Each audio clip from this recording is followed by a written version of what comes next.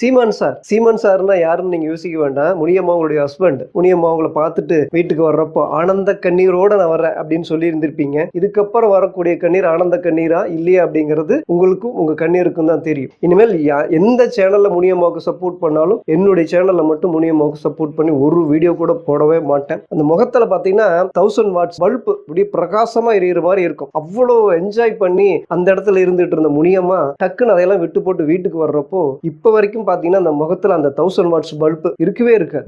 முனியம்மா பணக்கார வீட்டுல பிறந்து வசதியான வீட்டுல பிறந்து ஏசிலேயே வாழ்ந்துகிட்டு இருப்பாங்க இல்லையா, அந்த மாதிரியான இடத்துல பிறந்திருக்க வேண்டியவங்க. சீமான் சார்னா யாருன்னு நீங்க யோசிக்க வேண்டாம். முனியம்மா உங்களுடைய ஹஸ்பண்ட். அவங்கள தான் சொல்றேன். சீமான் சார், விஷயம் உங்க கை மீறி போயிடுச்சு. உங்களுக்கு இது புரியுமா இல்லையான்னு தெரியல. ஏன்னா இது வரைக்கும் உங்கள் கைக்குள்ள இருந்த ஒரு விஷயம் உங்கள் கை மீறி போயிடுச்சு அப்படிங்கிறத உங்களுக்கு உங்கள் சேனலில் சில பேர் சீமான் பார்த்துக்கோ அப்படின்னு நிறைய பேர் கமெண்ட் பண்ணியிருக்காங்க. இதுக்கு மேலே நான் வந்து சொல்ல முடியாது.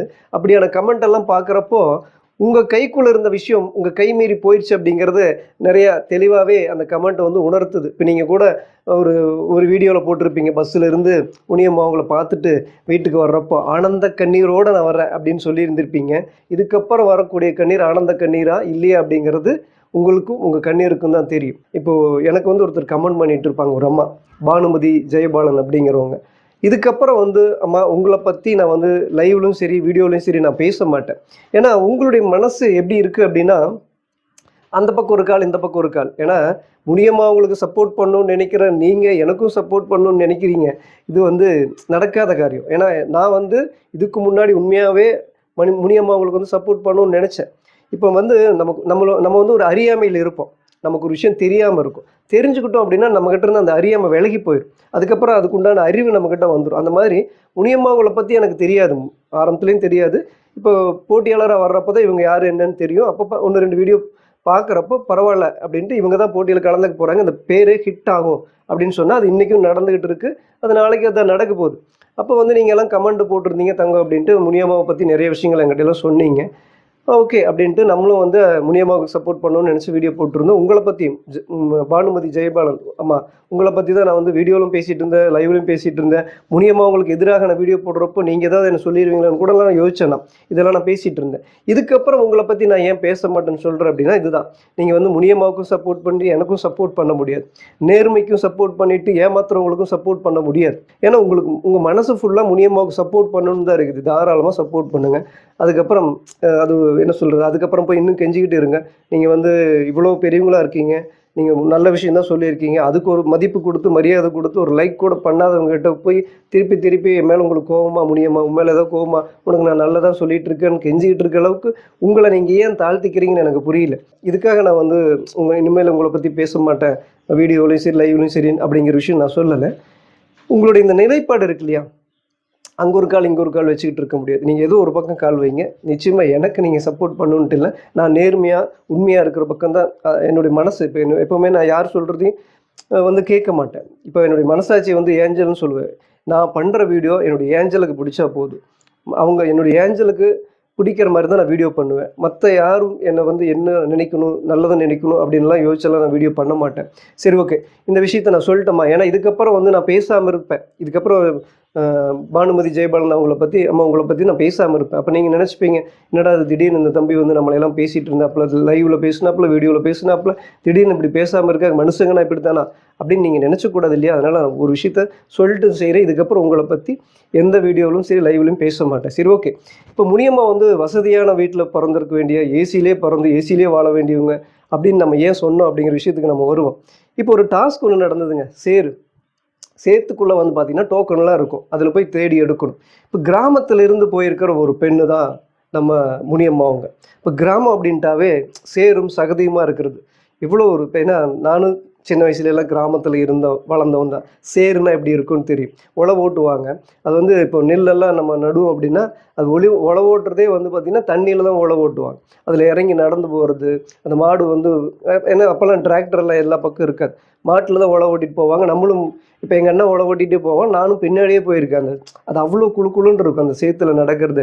அதுக்குள்ளே அப்படியே ஒரு ஜல்லு கீழே உட்காந்துக்கலாமா, இப்போ கூட பாருங்கள் அந்த நினப்பு வந்து உட்காரணும், அதில் உட்காந்துக்கணும்னு தோணும், உட்காந்துக்கலாமா, அதில் படுத்துக்கலாமா, அப்படியெல்லாம் இருக்கும். அந்த சேர் வந்து அவ்வளோ பிடிக்கும். இப்படி கிராமத்தில் நாங்கள் வந்து விவசாயிப்பா, நான் கிராமத்துலேருந்து வந்திருக்கிறேன். கிராமத்தில் இருக்கிற மக்கள்லாம் இப்படிலாம் வாழணும் அப்படின்னு நினச்சி வந்திருக்கிற முனியம்மாவுக்காகவே வச்ச டாஸ்க் மாதிரி தான் அது. இப்போ எல்லாரும் சொல்லிட்டு இருக்கிற மாதிரி எனக்கு ஒரு கேள்வி வருதுங்க. முனியம்மா வந்து பார்த்தீங்கன்னா வேணும்னே தெரிஞ்சே அந்த சேனல் வந்து எடுத்துகிட்டு போகுதோ. ஏன்னா கார் டாஸ்கில் வந்து 36 சீட்டு தான் இருக்குது. நாங்கள் அந்த சீட்டில் வந்து முனியம்மா உட்காரல, இடமே இல்லை. அந்த டாஸ்க்லேயும் வந்து முனியம்மா வந்து வின் பண்ணலை. ஆனாலும் அந்த டாஸ்கில் எல்லாத்துக்கும் ஓகே உள்ளே வாங்கன்னு கூட்டிகிட்டு போயிட்டாங்க.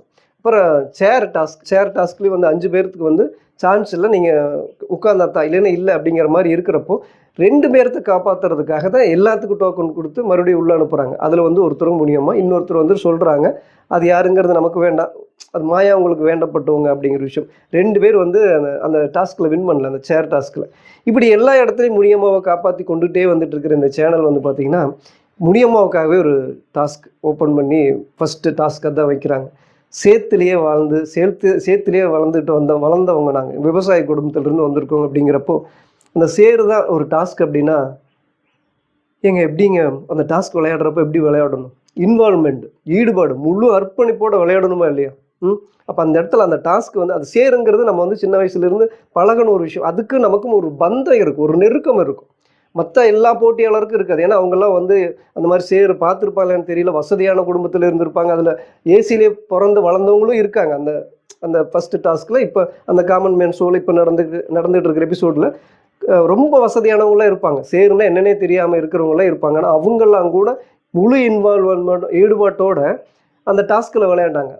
அந்த சேரும் சகதியமாக வாழ்ந்தவங்க நாங்கள், கிராமத்திலேருந்து வந்தவங்க நாங்கள் அப்படின்னு சொல்கிற முனியம்மாவனுடைய பட்டுச்சேலையில் கூட ஒரு தொட்டு ஒரு பொட்டு சேர் கூட இருக்காமல் இருக்குது, எப்படி இப்படி விளையாட முடியுது அப்படின்னு நக்கல் அடித்து ராஜு கூட ஒரு சுற்றுங்க அப்படின்னு அந்த பட்டு புடவையை சுற்றி காட்டினா மணிக்கட்டுக்கு மேலே அந்த சேர் பட்டு இருக்காது, கீழே பாதத்துக்கு மேலே இருக்குது. அந்த சேலையில் கூட ஒரு தொட்டு பொட்டு சேர் கூட படாமல் அப்படியே நாற்று நடுற மாதிரி அப்படி போகிறாங்க. அப்படின்னா ரொம்ப டீசெண்டாக, அதாவது மேன்மை மேட்டுமை அப்படின்னு சொல்லலாம். மேன்மை மேட்டுமை அப்படின்னா எப்படி சொல்கிறது, அதுக்கு ரெண்டுக்கும் வேறு பொருள் இருக்குது. மேன்மை அப்படிங்கிறது நம்ம வந்து உயர்ந்த இடத்துல இருக்கணும் அப்படின்னு நினைக்கிறது, நம்ம வந்து பணக்காரங்களாக இருக்கணும்னு நினைக்கிறது, நான் வசதியாக இருக்கணும்னு நினைக்கிறது, இதெல்லாம் மேன்மை குணம்.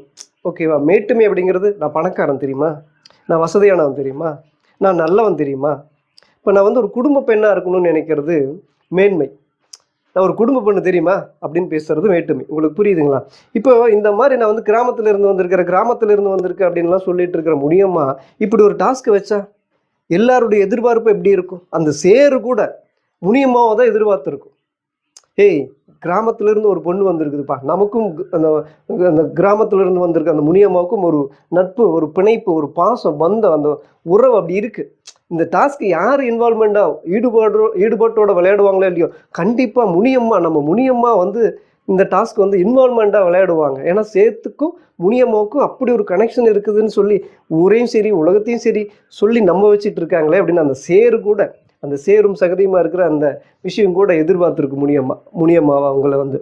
ஆனால் முனியம்மா வந்து பார்த்திங்கன்னா ரொம்ப ஏசியிலே பிறந்து ஏசியிலே வாழ்ந்து சேருன்னா என்னன்னே தெரியாமல் இருக்கிற ஒருத்தவங்க வந்து இந்த மாதிரி சேரான விஷயமெல்லாம் ஐயோ நம்ம உடம்புலே படக்கூடாது, நான் போட்டிருக்கிற ட்ரெஸ்ஸில் கூட படக்கூடாது, அதெல்லாம் ஒரு மாதிரி இழுக்க நினைக்கிறவங்க இருந்து போய் அந்த சேத்துல இறங்கி வேறு வழி இல்லை டாஸ்க்குன்னு சொல்லிட்டாங்களே அப்படின்னு போய் அப்படி லேசாக அப்படி தொட்டு தேடி இப்படி விளையாண்டா யோசிச்சு பாருங்க. ரொம்ப வசதியான வீட்டில், பணக்கார வீட்டில் பிறந்ததுலும் ஏசியாக இருக்கிறப்போ, வளர்ந்ததும் ஏசியாக இருக்கிறப்போ, வாழ்கிறதும் ஏசியாக இருக்கிற வாழ்க்கை வாழக்கூடிய இடத்துல இருக்க வேண்டியவங்க தான் முனியம்மா ஏதோ இப்படி இருக்காங்க. ஏன்னா இப்போ எதுக்கு இதெல்லாம் சொல்கிறேன், இந்த டாஸ்க்லேயும் வந்து அப்படி இல்லை, அப்படி ஒரு இன்வால்மெண்ட்டோட விளையாண்டுருக்கணும் அந்த டாஸ்கில். ஏன்னா அவ்வளோ ஸ்லோவாக தேட வேண்டியது என்ன, அவ்வளோ ஈடுபாடே இல்லை. சேத்துக்கும் எனக்கும் அப்படி ஒரு பந்தம் இருக்குது. நான் விவசாய குடும்பத்திலிருந்து வரேன், விவசாயிங்க அப்படின்னு சொல்கிறதுக்கெல்லாம் வந்து என்னை பொறுத்த வரைக்கும் அது வந்து ஏமாத்துற வேலையாக தான் தெரியுது. இப்போ காமன் மேன் ஷோ நடக்கிறப்போ அந்த ஹோட்டல்லாம் இருக்கிறப்போ வந்து இந்த மாதிரி இப்படி எவ்வளோ வசதியாக இருக்குது பாருங்க, ஏசி ஓடுது, இந்த உட்காந்துருக்கிற அந்த இப்படி மெத்தையெல்லாம் பார்த்தீங்கன்னா குலுங்குது. இப்படி ஒரு வாழ்க்கை இருக்குமா, இவ்வளோ வசதியான வாழ்க்கையாக, நான் சொர்க்கத்தில் இருக்கிற மாதிரி இருக்கேன்னு அவ்வளோ சந்தோஷமாக அந்த முகத்தில் பார்த்தீங்கன்னா 1000 வாட்ஸ் பல்பு இப்படி பிரகாசமாக எரியிற மாதிரி இருக்கும். அவ்வளோ என்ஜாய் பண்ணி அந்த இடத்துல இருந்துகிட்டு இருந்த முனியம்மா டக்குன்னு அதையெல்லாம் விட்டு போட்டு வீட்டுக்கு வர்றப்போ இப்போ வரைக்கும் பார்த்தீங்கன்னா அந்த முகத்தில் அந்த 1000 வாட்ஸ் பல்பு இருக்கவே இருக்காது. முனியம்மா அவங்களுடைய ஃபேஸில் அது இருக்கவே இருக்குது. இது வரைக்கும் அப்படி ஒரு ஃபேஸில் அவ்வளோ சந்தோஷத்தை நீங்கள் பார்த்துருக்கவே மாட்டீங்க. 2 வருஷமாக நீங்கள் சப்ஸ்கிரைபர் பண்ணி அந்த வீடியோ பார்த்துட்டு இருந்தாலும் அந்த ஹோட்டல் ரூமில் தங்கி அந்த சொர்க்கத்தில் இருக்கிற மாதிரி இருக்கிறப்போ அந்த பிரைட்னஸ் அந்த ஃபேஸில் இருந்த அவ்வளோ ஹாப்பினஸ் வந்து வீட்டில் வர்றப்போ குழந்தைகளை பார்க்க வர்றேன்னு சொல்கிறப்பெல்லாம் இல்லவே இல்லை. அது சும்மா வெறும் வாயிலிருந்து வந்த வார்த்தை தான். ஐயோ, இப்படியான ஒரு வசதியான வாழ்க்கை, ஏசியை விட்டுட்டு போகிறோமே, இப்படி அந்த அப்படியே உட்கார்ந்தோடனே குலுங்குற அந்த சோபாவை விட்டுட்டு போகிறோமே, இப்படி வசதியான ஒரு லைஃப் இருக்குது, இதை விட்டுட்டு போகிறோமே அப்படிங்கிற அந்த ஃபீலில் மூஞ்சியெல்லாம் வாடி போய் அப்படி கஷ்டப்பட்டு போகிற மாதிரி தான் உங்களுக்கு பார்த்தா தெரிஞ்சிருக்கும். அது உண்மை அப்படிங்கிற மாதிரி தான் இந்த டாஸ்க்லேயும் வந்து பார்த்தீங்கன்னா, நான் பணக்கார வீட்டிலேருந்து வந்திருக்கேன், நான் பிறந்ததே ஏசி தெரியுமா, நான் வளர்ந்ததே ஏசி தெரியுமா, இப்படி ரொம்ப வசதியான குடும்பத்தில் வசதியான வாழ்க்கை வாழ்ந்துட்டு இருக்கிறவங்க, சேரும் சகதியுமே வந்து ஒரு மாதிரி டீசெண்டே இல்லைன்னு நினைக்கிறவங்க சேத்துல இறங்கி விளையாண்டா எப்படி விளையாடுவாங்களோ அப்படி தான் முனியம்மா வந்து விளையாண்டுட்டு அதுக்கப்புறம் அவங்க சொல்கிறாங்க. ஏன்னா ரொம்ப நேரம் தேடுனாங்களாம். அது வந்து அதிகமான உழைப்பா. ஏங்க, ரொம்ப நேரம் தேடுறது அதிகமான உழைப்பா? இதை கூட சொல்லி உங்களெல்லாம் நம்ப வைப்பாங்க. முனியம்மா எவ்வளோ கஷ்டப்பட்டு எவ்வளோ நேரம் உழைப்பு போட்டிருக்காங்க தெரியுமா? அந்த டாஸ்கில், இந்த சேரு டாஸ்கில் எவ்வளோ நேரம் தேடிட்டு இருந்தாங்க தெரியுமா? அது எவ்வளோ பெரிய உழைப்பு தெரியுமா அப்படின்னு முனியம்மாவுக்கு சப்போர்ட் பண்ணுறவங்களாம், ஏய் அதுதான்ப்பா உழைப்புன்னு சொல்லுவீங்க. உங்களை எல்லாம் யாருனாலையும் திருத்த முடியாது. அதெல்லாமாங்க உழைப்பு? இறங்கி விளையாடணும், இன்வால்மெண்ட், தன்னை அர்ப்பணிக்கணும், ஒரு விஷயத்துக்கு தன்னை அர்ப்பணிக்கணும். இந்த டாஸ்க்குன்னா டாஸ்க்கு தன்னை அர்ப்பணிக்கணும். அதுலேயும் குறிப்பாக யார் இன்வால்மெண்ட்டாக அந்த டாஸ்க்கு விளையாண்டுருக்காங்களோ இல்லையோ, முனியம்மா தான் விளையாண்டுருக்கணும். ஏன்னா அது முனியம்மாவுக்காகவே வைக்கப்பட்ட டாஸ்க். ஏன்னா இந்த சேனல் தான் முனியம்மாவை அப்படியே தூக்கிட்டே போகுது. முதல்ல கார் டாஸ்க்லேயே வீட்டுக்கு போக வேண்டியவங்க இவங்களெல்லாம் வந்து செலக்ட் பண்ணி வச்சுட்டு தான் மற்ற டாஸ்க்கெல்லாம் பண்ணிகிட்டு இருக்காங்க. நிறைய யூடியூபர்லாம் பேசிகிட்டு இருக்காங்க. அதெல்லாம் பார்க்க போனால் ஆமாம் அப்படிங்கிற மாதிரி தான் இருக்குது. ஏன்னா இப்போ எதுலேயுமே இது வரைக்கும் எந்த டாஸ்க்லையும் முனியம்மா ஜெயிக்கலை. இதுக்கப்புறம் கூட சொல்கிறாங்க, இதுக்கப்புறம் நிறைய டாஸ்கில் முனியம்மா ஜெயிக்கவே இல்லை, நல்லா விளையாடவே இல்லைன்னு சொல்கிறாங்க. இப்போ இவங்களை வந்து செலக்ட் பண்ணி வச்சுருக்காங்க. ஒரு 3 நபரில் முக்கியமான ஒரு நபராக வந்து முனியம்மாவை வந்து செலக்ட் பண்ணி வச்சுருக்காங்க. எதுக்கு செலக்ட் பண்ணி வச்சுருக்காங்கன்னு தெரியல. என்ன திறமை இருக்குது? வெறும் வாய் பேசுகிறது தான். வாயுமே வந்து ஏமாத்துறதுக்காக பேசுகிறாங்க அப்படிங்கிறது நம்ம வந்து தெளிவாக வந்து வீடியோவும் போட்டிருக்கோம். சரி, ஓகே மக்களே, நீங்கள் என்ன நினைக்கிறீங்க? ஒரு சேரும் சகதியுமா விவசாய குடும்பத்திலிருந்து அதுதான் வாழ்க்கையாக வாழ்ந்துட்டு இருந்த ஒருத்தவங்க அந்த சேரை பார்த்தோன்னே எப்படி இருந்திருக்கும்? அதாவது நானே வந்து நான் அந்த விவசாயமெல்லாம் பண்ணினதில்லை, ஆனால் பண்ணுற அந்த இடத்துல இறங்கியிருக்கு. இப்படியெல்லாம் ஒரு சேர் இருந்ததுன்னா ஒரு பிரியம் வரும். அதுக்கும் நமக்கு ஒரு கனெக்ட் இருக்கும். சின்ன வயசில் இருக்கிற அந்த கனெக்ட் இருக்கும். பள்ளி பருவம், பாலிய பருவம்லாம் சொல்கிறோம்ல, அந்த கனெக்ஷன் வந்து அப்படியே முழு ஈடுபாடோடு தன்னை மறந்து விளையாண்டுருக்கணும். அப்படி விளையாடாமல் வசதியான பணக்கார வீட்டில் எப்படி என்ன சொல்கிறது, கார் விட்ட இறங்குனா வீட்டு விட்டு இறங்குனா வெயிலே படாமல் இருப்பான்னு சொல்லுவாங்க. ஏசின்னே இருந்து ஏசின்னே வாழ்ந்து ஏசின்னே பிறந்து அப்படி இருக்கிறவங்க தான் இந்த மாதிரி சேர கண்டா. அப்படி இருக்கிறவங்கள கூட சொல்ல முடியாதுங்க அதுலேயுமே. ஏன்னா அந்த டாஸ்க்லேயே வந்து அப்படி இருந்தவங்களும் இன்வால்மெண்ட்டாக விளையாண்டவங்க இருக்காங்க. அதை வந்து நான் முன்னாடி சொன்ன மாதிரி மேன்மைக்கும் மேட்டுமைக்கும் வித்தியாசம் இருக்குது. மேன்மையாக இருக்கிறவங்க அதில் இருக்கிறவங்களும் ஏசியிலையும் பிறந்து ஏசியிலேயே வாழ்ந்தவங்களும் இருக்காங்க. ஆனால் அந்த டாஸ்கில் தன்னை அர்ப்பணித்து விளையாண்டுருக்காங்க. அது மேன்மை. தான் வந்து உயர்ந்த இடத்துக்கு வரணும், நான் பணக்காரனாக இருக்கணும், நான் வசதியாக இருக்கணும், வசதியாக வாழணும்னு நினைக்கிறதெல்லாம் மேன்மை. நான் வசதியாக இருக்கிறேன் தெரியுமா, நான் பணக்காரனாக இருக்கேன் தெரியுமா, நான் தான் நல்லவன், நான் தான் குடும்ப பெண் அப்படின்னு சொல்கிறதெல்லாம் மேட்டுமைன்னு சொல்லுவாங்க. அந்த மாதிரி இப்போ முனியம்மா வந்து பார்த்திங்கன்னா தன்னைத்தானே வந்து அவங்களுக்கு மனசுக்குள்ளே வந்து மிகப்பெரிய ஒரு அதனால தான் அந்த முதல் டாஸ்கில் பார்த்தீங்கன்னா அரண்மனை மாதிரி இருக்குது. இதெல்லாம் கனெக்ட் ஆகுமான்னு தெரியல உங்களுக்கெல்லாம் சொன்னேன். அரண்மனை மாதிரி இருக்குது. என்னை வந்து ராணி மாதிரி என் வீட்டுக்காரர் பார்த்துக்கிறேன். இப்போ இந்த ராணி மாதிரி அரண்மனை மாதிரிங்கிறதெல்லாம் அந்த மனசுக்குள்ளே அந்த ஏக்கமும் அது எல்லாத்துக்குள்ளே இருக்குந்தான். ஆனால் அது வந்து ஒரு ஏக்கமாக இருக்கிறது, அதுக்காக உழைக்கிறது, அதுக்காக போகிறது எல்லாம் தப்பு கிடையாது. ஆனால் நான் இப்படி தான், நான் வசதியான வீட்டில் தான் பிறந்தேன், வசதியான குடும்பத்தில் தான் இருந்தேங்கிறத இந்த சேரு சகதியெல்லாம் எனக்கு பிடிக்காதப்பா. அதெல்லாம் நான் வந்து ரொம்ப டீசெண்ட் இல்லாதவங்க தான் பண்ணுவாங்க, அதை நான் டச் கூட பண்ண மாட்டேன் அப்படின்னு நினைக்கிற ஒரு நினைப்பு இருக்குது மதியமா. அது யார் நினைச்சாலும் அது தப்பு இல்லையா? அந்த மாதிரி முனியம்மா வந்து இந்த டாஸ்கில் வந்து தன்னை ஈடுபடுத்திக்காமல் முழு அர்ப்பணிப்போட பண்ணிக்காமல் இருக்கிறது நிறைய கேள்விகளை வந்து எழுப்புது. உங்களுக்கு எப்படி தோணுது? முனியம்மா வந்து உண்மையாகவே வசதியான வீட்டில் பிறந்த ஒரு பெண் மாதிரி தான் நடந்துக்கிறாங்க, பேசுகிறாங்க அப்படிங்கிற மாதிரி தோணுதா? இல்லை இது இந்த டாஸ்கில் வந்து முனியம்மாவுக்கு விளையாட தெரியல அப்படின்னு சொல்லி நீங்கள் வந்து அது ஜால்ரா தட்டி முனியம்மாவுக்கு சப்போர்ட் பண்ண போகிறீங்களா?